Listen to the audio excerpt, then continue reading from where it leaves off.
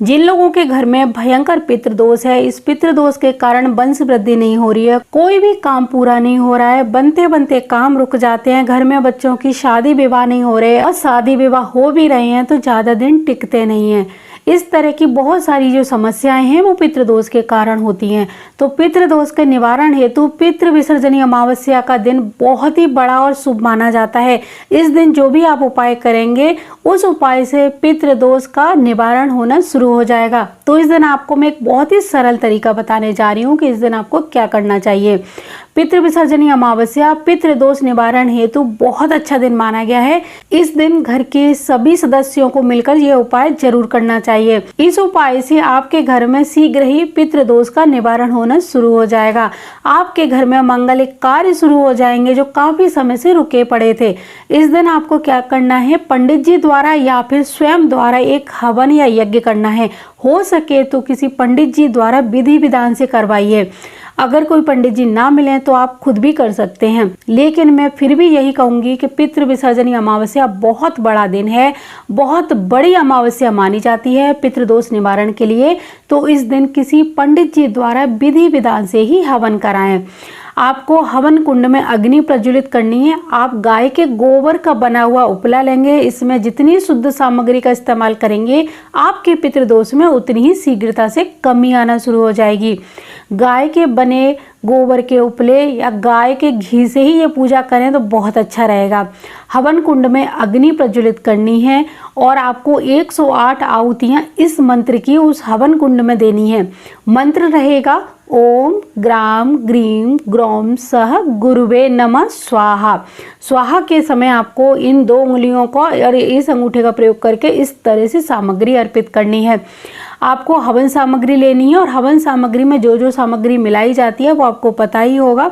इसमें काले तिल अवश्य लिए जाते हैं। हवन के बाद आपको भोजन पकाकर ब्राह्मण के लिए एक थाली, गाय कुत्ते पक्षियों और चींटियों के लिए भोजन का ग्रास जरूर निकालना है और सभी पूर्वजों के नाम से हवन कुंड में समिधाएं चढ़ाते हुए जाना है। इसमें भोजन सामग्री भी जरूर अर्पित करनी है। अपने सभी कुल खानदान के पितरों से क्षमा मांगते हुए दक्षिण दिशा की ओर मुंह करके कोई भी एक पुरुष या घर के सभी पुरुष जल को अर्पित करेंगे। इस जल में आपको काले तिल अवश्य डालने चाहिए और इस मंत्र को बोलते हुए आपको जल अर्पित करना है। आपको ये मंत्र बोलना है ओम पितृदेवाय नमः।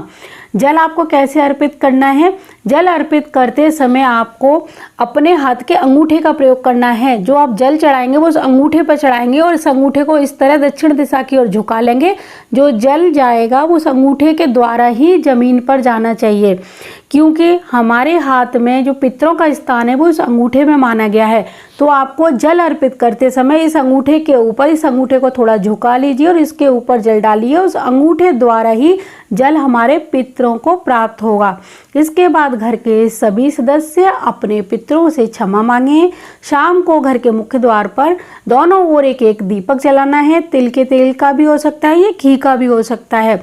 और इसके बाद अपने पितरों को विदा करें। हवन यज्ञ में हवन सामग्री और कुछ भोजन सामग्री की आहुतियां जरूर देनी है, तभी ये पितरों को प्राप्त होंगी। और हो सके तो यह उपाय हर अमावस्या को करिए। यकीन मानिए 1 साल के अंदर अंदर आपके घर में खुशियों के दरवाजे खुलना शुरू हो जाएंगे। तो इस दिन एक बहुत ही छोटा सा उपाय मैंने बताया है, इसको जरूर करिए। अपने हजारों लाखों काम छोड़कर ये सबसे जरूरी काम